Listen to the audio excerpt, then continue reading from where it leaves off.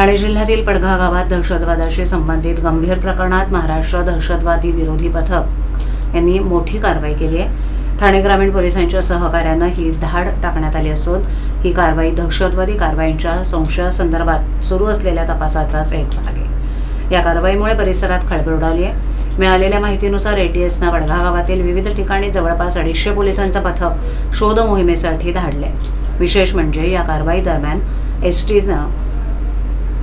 कारवाई दरम्यान एटीएसनं students Islamic movement of India या बंदी घालण्यात आलेल्या संघटनेचा माजी पदाधिकारी साकिब नचन याच्या राहत्या घरी देखील छापा टाकलाय। साकिब नचन याला यापूर्वी 2 स्वतंत्र दहशतवादी प्रकरणात अटक झाली असून त्याचा दहशतवादाशी संबंध असल्याचा संशय व्यक्त करण्यात आलाय। साकिब नचन हे नाव याआधीही अनेक वेळा कट्टर विचारसरणीच्या आणि दहशतवादाशी संबंधित तपासामध्ये पुढे आले।